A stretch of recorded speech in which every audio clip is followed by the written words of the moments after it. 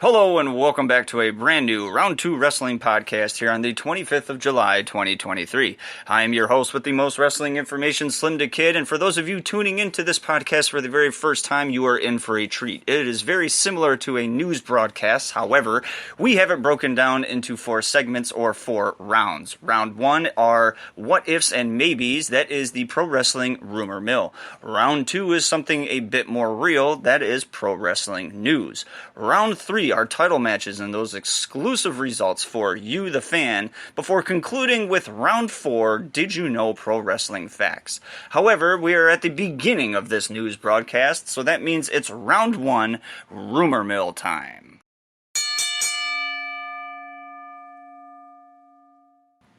Here we go. Mark Briscoe's injury will cause major changes to Ring of Honor's plans as he was to be heavily featured as one of the main stars per PW Insider. Insider says Leo Rush, Subculture, and Jake Something have all signed deals with Impact Wrestling. It's unclear what the terms are for any of these deals moving forward. Numerous WWE sources told PW Insider Elite that there's a high interest in signing Nick Aldis and that the companies discussed using the former NWA World Champion as a producer.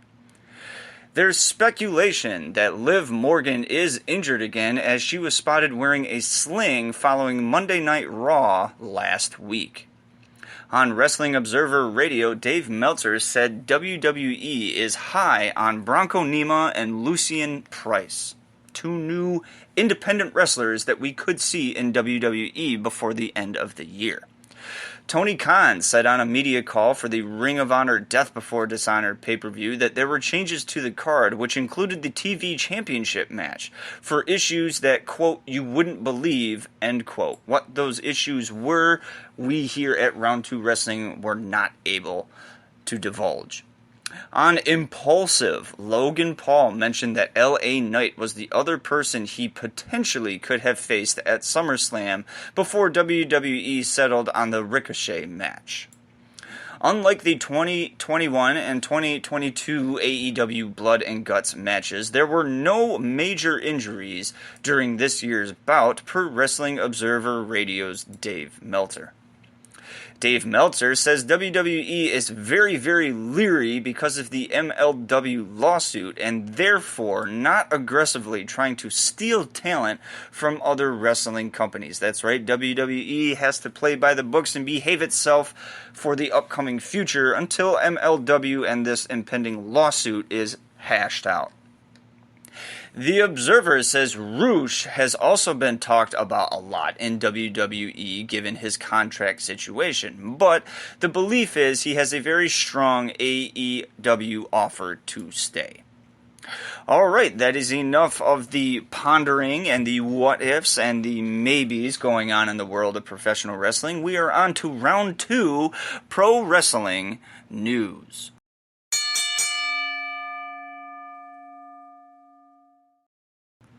Here we go. While speaking on Wrestling Observer Radio, Dave Meltzer talked about the AEW All-In pay-per-view and that it will likely surpass the real WrestleMania 3 attendance figures of 78,000 tickets sold, even though WWE inflated the number, as they do yearly, to 93,173.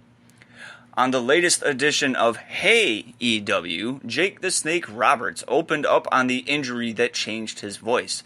The injury was caused by Florida wrestling mainstay Bob Roop, who dropped a knee on his throat. This accidentally crushed his vocal box. Roberts later thanked Roop for the injury to his vocal box because he felt it gave him an edge and something different. Sam Adonis is no longer with MLW. WrestleZone reports that Adonis' contract with MLW was set to expire in October, but that both sides agreed to mutually end the relationship early. It is noted that MLW has left the door open if Adonis does ever wish to return. AEW champion explains her use of sign language recently on AEW TV. TBS champion Chris Statlander said there was no real story behind it and just thought it would be something different.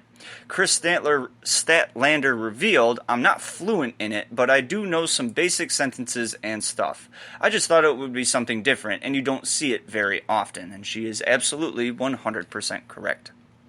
Former MLW wrestler in legal trouble again. Teddy Hart, real name Edward Annis, was arrested in Titusville, Florida last week. He's facing 2 felony charges, possession of MDMA and possession of a controlled substance without a prescription. A subsequent police search found a baggie of red pills, a baggie of red powder, and a baggie that contained a blue powdery substance in the car. Later field tests confirmed these substances were MDMA. Also found were small vials labeled Masterson and testosterone kryptonate, steroids obtained without a prescription.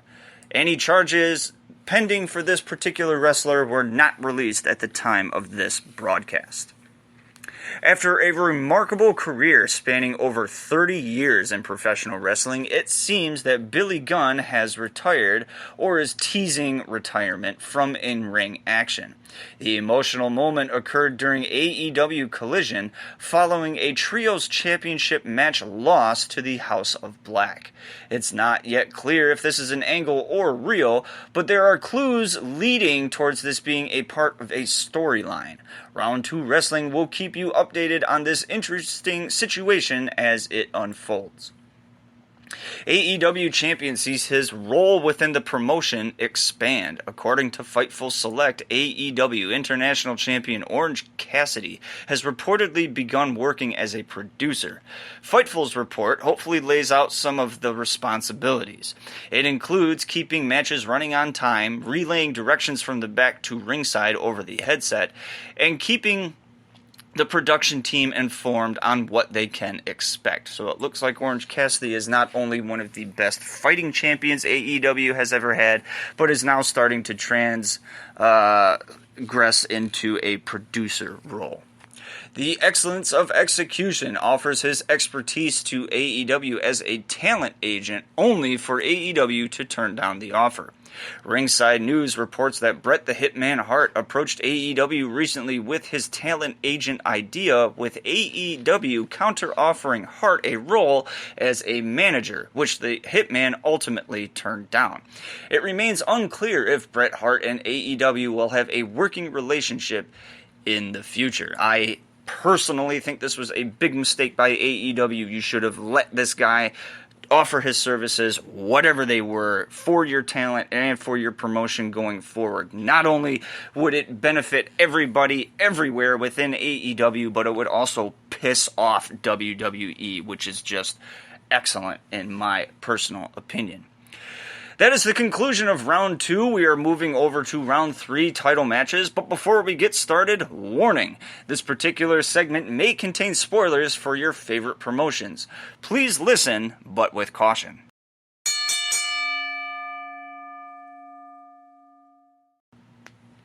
NWA World Champion Thom Latimer defeated Mario Pardua to retain the NWA World Television title. NWA Women's World Television Champion Kenzie Page defeated Samantha Starr to retain the NWA Women's TV title. NWA World Television Champion Thom Latimer defeated Noah Kikoa to retain the NWA World TV title. The NWA Men's TV Champion putting in double work this past week and weekend. NWA World Junior Heavyweight Champion Kerry Morton defeated Alan Martinez to retain the NWA World Junior Heavyweight Championship. Dominic Mysterio defeated NXT North American Champion Wes Lee to become the new NXT North American Champion. GCW World Champion Blake Christian defeated Shinjiro Irie to retain the GCW World Championship. Jungle Boy Jack Perry defeated FTW Champion Hook to become the new FTW Champion. AEW TBS Champion Chris Statlander defeated Maria Shafir to retain the AEW TBS Championship.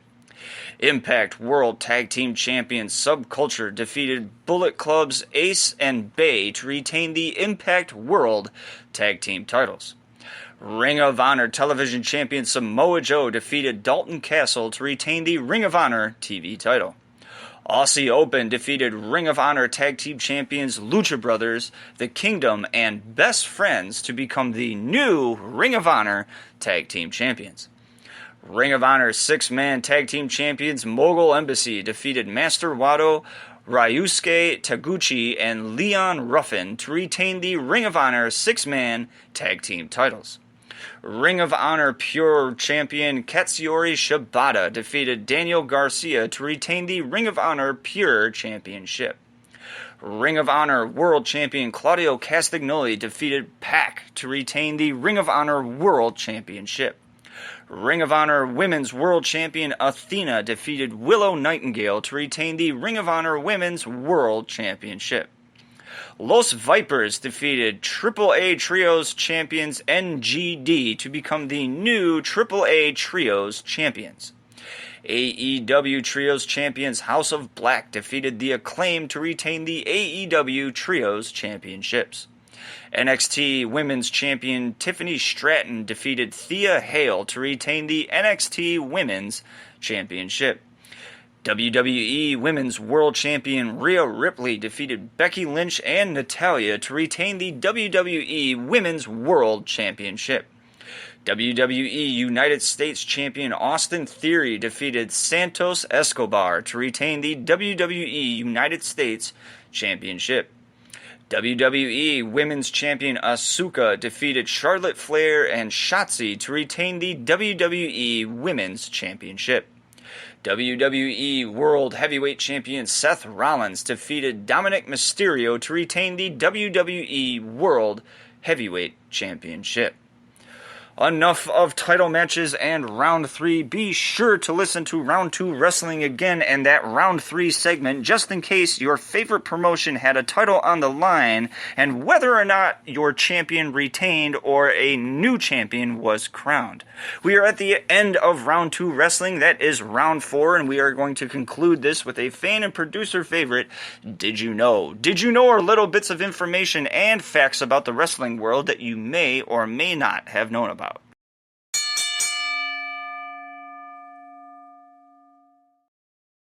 You gotta love the bell. Did you know during his time with TNA, Jeff Jarrett also wrestled for AAA Mexico and won the AAA Mega Championship at Triple Mania 19 against El Zorro. Jarrett would bring the title to Impact Wrestling, renaming the title the Mexican Heavyweight Championship. Did you know in 2015, Alberto El Patron made a surprise return to WWE while still AAA Mega Champion, resulting in AAA stripping him of the title after a 337-day reign? Did you know New Japan Pro Wrestling had a working relationship with WCW in the early 1990s? New Japan Pro Wrestling's biggest event of the year, Wrestle Kingdom, saw New Japan Pro Wrestling and WCW work together promoting a supercard type event both in 1991 and 1992. Did you know the first ever pro wrestling show on British television was shown in 1955 on ABC and ATV, the shareholders of what is now called ITV? The show was a roaring success and was commissioned to a full series, becoming World of Sport Wrestling in 1964. Did you know Impact Wrestling's first tag team champions weren't a team at all, but actually one man, Samoa Joe? Joe would hold the Tag, World, and X Division titles at the same time before losing the X, World, and Tag Team titles to another solo champion, Kurt Angle. Speaking of Kurt Angle, did you know Kurt Angle was TNA/Impact's first Triple Crown champion in the post-NWA era? 7 other wrestlers in Impact have also been Triple Crown champions, including AJ Styles, Samoa Joe, Chris Sabin, Austin Aries, Eric Young, Eddie Edwards, and Josh Alexander. Abyss is also a Triple Crown winner, but his reign came while TNA was still under the NWA banner. Thank you for tuning into this brand new Round 2 Wrestling podcast. I am your host, SlimmDa KID, and be sure to tune in next week while I bring you more news, more rumors, and more results from the world of professional wrestling.